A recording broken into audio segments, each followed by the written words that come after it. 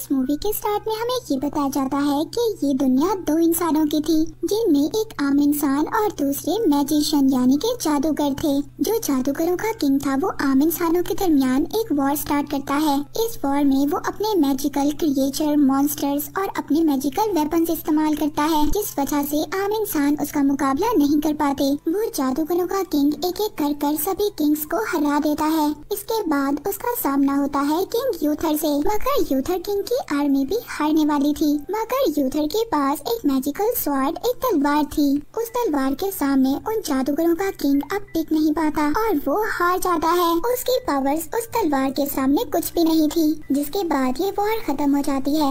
आगे कुछ दिन बाद यूथर का भाई उससे बगावत करता है, क्योंकि यूथर के भाई को उसकी जगह पर किंग बनना था। यूथर का भाई अपनी आर्मी से अपने भाई पर हमला करवाता है। वो ये जानता था जो उसके भाई के पास तलवार है उसके सामने उसकी पावर्स कुछ भी नहीं है, और जिसके बाद किंग यूथर का भाई अपनी वाइफ को सेक्रीफाइस कर देता है, एक डीमन में बदल जाता है। मगर इन सब बातों का किंग यूथर को पता चल गया था। मगर जैसे ही किंग यूथर अपनी वाइफ और अपने बेटे को लेकर जा रहे थे, तभी वहाँ पर नाइट डीमन आ जाता है। नाइट डीमन किंग यूथर की वाइफ क्वीन को मार देता है, मगर किंग यूथर अपने बेटे को एक बोट में बिठाकर दूर छोड़ देते हैं और खुद डीमन नाइट से फाइट करने लगते हैं। इसके बाद ये सीन यहीं पर खत्म हो जाता है। अब यहाँ पर हमें ये लगता है कि किंग यूथर मर चुके हैं। इसके बाद हम किंग यूथर के बेटे को देखते हैं, जो बोट में बैठकर लंदन सिटी में आ गया था।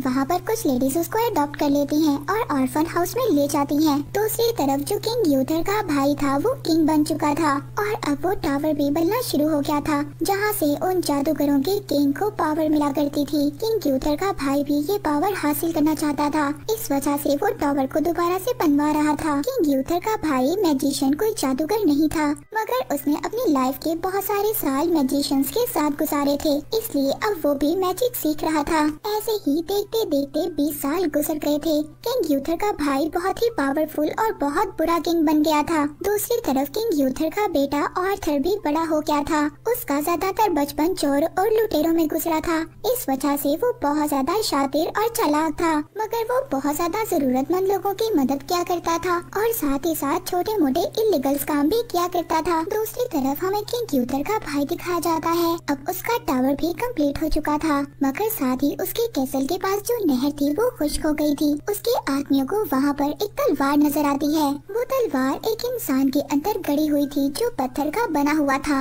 उस तलवार को बहुत सारे लोग निकालने की कोशिश कर रहे थे, मगर वो तलवार किसी से भी नहीं निकल रही थी। इवन के वो तलवार यूथर के भाई से भी नहीं निकलती। अपने आसपास गांव से बहुत सारे लोगों को पकड़वाता है और फिर सबसे बारी बारी ये ट्राई करवाता है कि कौन इस तलवार को निकाल सकेगा। उधर दूसरी तरफ आर्थर की फाइट हो जाती है। यही देखकर सोल्जर अब आर्थर और उसके दोस्तों को भी पकड़ लेते हैं। ये सोल्जर्स इनको उसी बोट में बिठाकर ले जाते हैं। अब आर्थर अपने फादर के कैसल में पहुंच चुका था। यहाँ पर आर्थर को कुछ भी नहीं याद था। आर्थर को जब वो लोग तलवार निकालने के लिए कहते हैं तो आर्थर चुपचाप उस तलवार को निकालने के लिए चला जाता है। आर्थर जैसे ही उस तलवार को पकड़ता है तो उसको अपनी पुरानी जिंदगी के बारे में याद आ रहा था और वो इस तलवार की पावर को भी फील कर सकता था। वो उस तलवार को पत्थर से निकाल लेता है, मगर उस तलवार की पावर्स इतनी ज्यादा थी वो उसको कंट्रोल नहीं कर पाता और बेहोश हो जाता है। अब सबको ये पता चल गया था कि ये यूथर का बेटा आर्थर है। अब उसको सोल्जर्स पकड़कर जेल में ले जाते हैं। आर्थर बॉर्न किंग था। ये पूरा कैसल और यहाँ के सभी लोग उसकी विरासत थे। उसने उस तलवार को पत्थर से निकाला है जो बहुत ज्यादा पावरफुल है। ये खबर हर जगह पर फैल गई थी। लोग बहुत ज्यादा खुश हो रहे थे कि उनका असली किंग मिल गया है और लोगों ने किंग यूथर के भाई के खिलाफ बगावत शुरू कर दी थी। इसके बाद हमें एक लेडी दिखाई जाती है और ये एक जादूगर थी। जेल में आर्थर के पास किंग यूथर का भाई आता है। पब्लिक के सामने ले जाने वाला था। वो आर्थर को धमकाता है और कहता है कि तुमने पब्लिक के सामने ये कहना है कि तुम किंग बनने के लायक नहीं हो, कहना है कि तुम इस तलवार को कंट्रोल नहीं कर सकते और अगर तुमने ऐसा ना किया तो हम तुम्हारे बाकी साथियों को मार देंगे। सभी लोग आर्थर किंग को देखने के लिए आए हुए थे। वो बहुत ज्यादा खुश थे। अब उसको कहा जाता है कि वो तलवार उठाकर अपनी पावर्स को दिखाए, मगर आर्थर ऐसा नहीं करता क्योंकि उसने अपने दोस्तों को बचाना था। किंग यूथर का भाई उसको वहाँ पर मारने के ऑर्डर्स दे देता है। तभी वहाँ पर वही मैजिकल लेडी मेज आ जाती है। वो अपनी पावर से सभी जानवरों को अपने कंट्रोल में ले लेती है और किंग यूथर के भाई की आर्मी पर अटैक करवा देती है। उसके बाकी आदमी आर्थर को छुड़वाते हैं और तलवार लेकर नदी में कूद जाते हैं और वहाँ से भाग जाते हैं।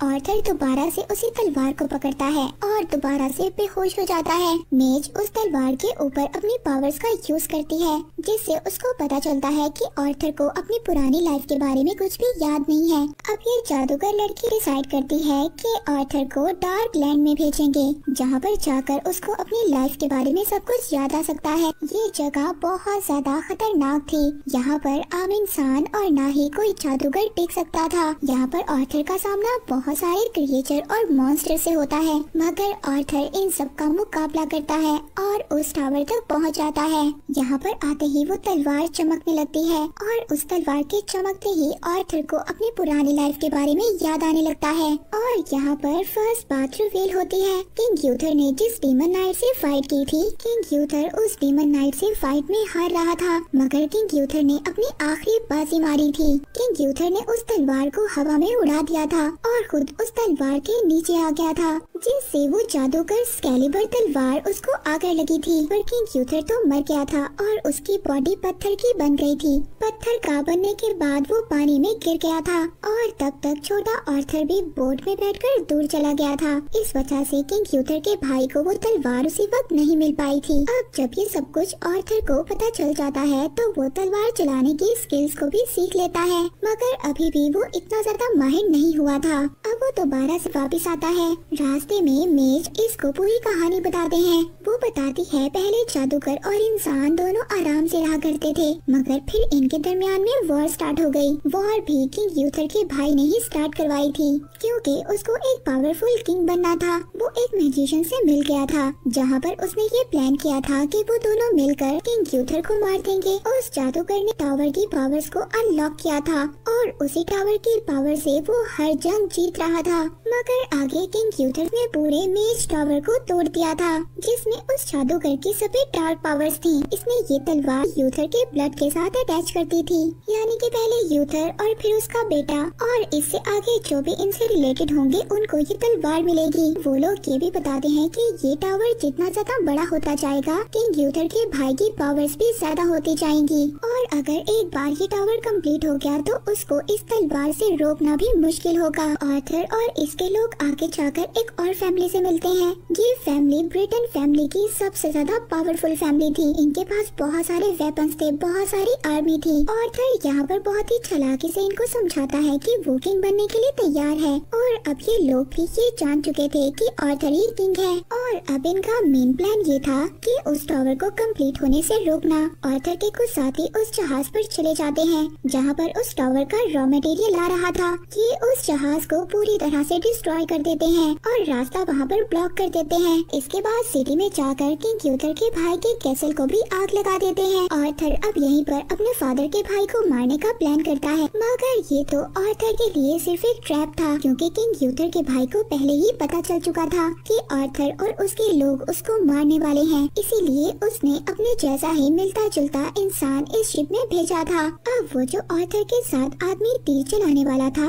आर्थर उसको रोकता है, मगर उस आदमी ने तीर को चला दिया था। जो किंग यूथर के भाई का स्पेशल कमांडर था वो मर गया था। अब इस वजह से हर जगह पर भगदड़ मच जाती है। सब लोग इधर उधर भाग रहे थे, गार्ड्स उसका पीछा कर रहे थे। वो गार्ड्स मेज को भी मार रहे थे। आर्थर ये सब देखता है और उस तलवार को उठाता है, सबको एक ही झटके में मार देता है।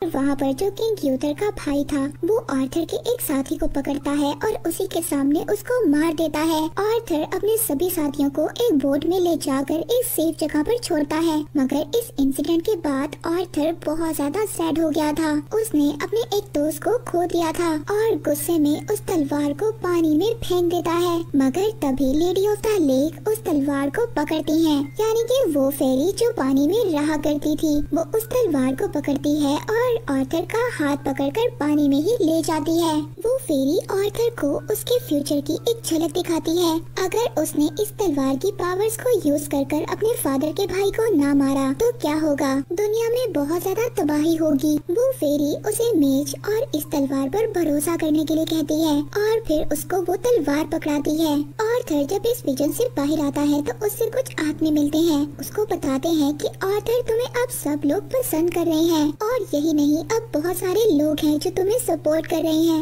वो चाहते हैं कि तुम उनका किंग बनो। आर्मी ने उसके लोगों पर अटैक कर दिया है। एक कमांडर था, वो कहता है कि मेज और तुम्हारे कुछ साथी अभी भी हमारे पास हैं। अगर आर्थर ने सरेंडर ना किया तो वो इन लोगों को मार देंगे। अब सब कुछ सोचने के बाद आर्थर अपनी तलवार उनके भाई के पास भेज देता है और ये कहता है कि कुछ दिन बाद वो खुद मिलने आएगा। और अब किंग यूथर का भाई ये समझ रहा था कि आर्थर के पास तलवार नहीं है, तो इस वजह से वो कोई भी उसका नुकसान नहीं कर सकता। वो मेज को छोड़ देता है। वो आर्थर पर एक प्रोटेक्टिव मैजिक करती है। आर्थर अब आगे अपने फादर के भाई से मिलने जाता है और फाइनली अब वो अपने फादर के कैसल में आ गया था। अब यहाँ पर जो किंग यूथर का भाई था वो आर्थर को उसी की तलवार से मारने वाला था, मगर यहाँ पर मेज का एक प्लान था। उसने सभी सांपों और चीलों को अपने मैजिक से कंट्रोल कर लिया था। वो एक सांप को किंग यूथर के भाई के पास भेज देती है और वो एक सांप किंग यूथर के भाई पर अटैक कर देता है।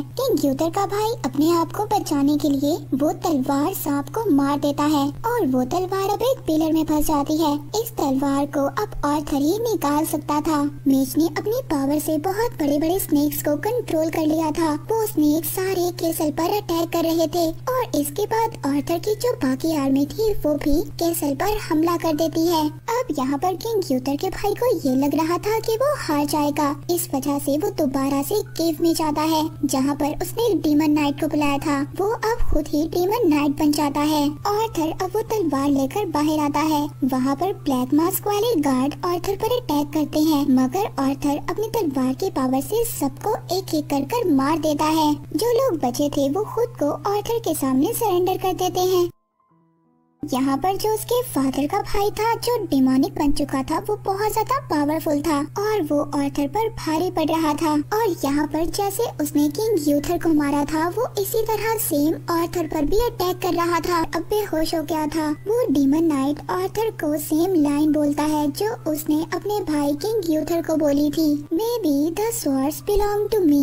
ये बात सुनकर अब आर्थर को अपने फादर यानी किंग यूथर और उनके भाई की फाइट याद आती है। ये विजन देखकर आर्थर को बहुत ज्यादा गुस्सा आता है और अब आर्थर को ये बात पता चल गई थी कि अगर उसने इस तलवार का इस्तेमाल करना है तो उसको आराम से काम करना होगा, यानी कि उसको अपने गुस्से को कंट्रोल करना होगा। और अब वो ये विजन देखने के बाद इस सभी चीजों को समझ चुका था। उसने अपना गुस्सा कंट्रोल कर लिया था और अब वो इस तलवार को बहुत अच्छे तरीके से इस्तेमाल कर रहा था। उसकी तलवार शाइन होने लगती है। दोबारा से आर्थर की यहाँ पर फाइट होती है। बार बार अटैक कर रहा था। उसका वेपन टूट गया था। तलवार लगने से किंग यूथर का भाई नॉर्मल इंसानी फॉर्म में आता है और वहीं पर मर जाता है। आर्थर ने इस तलवार की पावर से टावर को भी तोड़ दिया था। सब कुछ बिल्कुल नॉर्मल हो गया था। आर्थर को किंग बना दिया गया था। वो दूर से अपनी तलवार सबको दिखाता है। सब लोग बहुत ज्यादा खुश हो गए थे। दूसरी तरफ दूर से मेज ये सब कुछ देख रही थी।